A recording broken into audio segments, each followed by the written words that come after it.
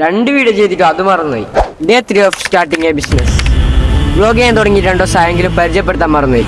എൻ്റെ പേര് സിനാൻ. ഞാൻ ഒരു +1 വിദ്യാർത്ഥിയാണ്. ഇനി +2ലേക്ക് പോവുകയാണ്.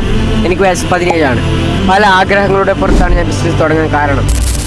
ആഗ്രഹങ്ങളൊക്കെ വീട്ടാൻ പൈസ തന്നെയാണ് ആവശ്യം. പൈസ മാത്രമല്ല, ഒരു പാഷൻ്റെ പുറത്തും കൂടിയാണ് ഞാൻ തുടങ്ങിയത്. ഓക്കെ, നമുക്ക് നമ്മുടെ വിഷയത്തിലേക്ക് വരാം.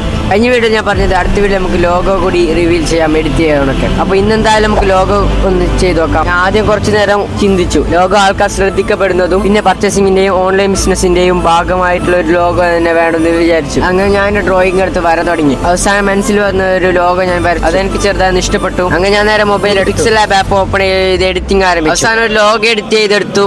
ആ ലോഗോയാണ് ഈ കാണുന്നത്. അങ്ങനെ ഈ ലോഗോ വെച്ച് ഞാൻ കുറെ നോക്കിയപ്പോൾ ചെറിയൊരു മാറ്റം വരുത്തണം എന്ന് തോന്നി. അങ്ങനെ വീണ്ടും പിക്സൽ ആപ്പ് ഓപ്പൺ ചെയ്ത് ആ പ്രൊജക്ട് വീണ്ടും ഓപ്പൺ ചെയ്തു. അപ്പോൾ എന്തായാലും നമുക്ക് അടുത്ത പാർട്ടിൽ പുതിയതായി ലോഗോ ചെയ്തതും സപ്ലൈനെ കണ്ടുപിടിക്കുന്നതൊക്കെ കാര്യങ്ങളൊക്കെ നമുക്ക് നോക്കാം. അപ്പോൾ എന്തായാലും എല്ലാവരും ഫോളോ ചെയ്ത് സപ്പോർട്ട് ചെയ്യാം. നെക്സ്റ്റ് പാർട്ട് ചെക്ക് ചെയ്ത് ഇപ്പോഴത്തെ പാർട്ടികൾ കാണാത്തവരുണ്ടെങ്കിൽ അക്കൗണ്ട് ചെക്ക് ചെയ്ത് കാണുക. ഓക്കെ, ഫോളോ ചെയ്യാൻ മറക്കണ്ട.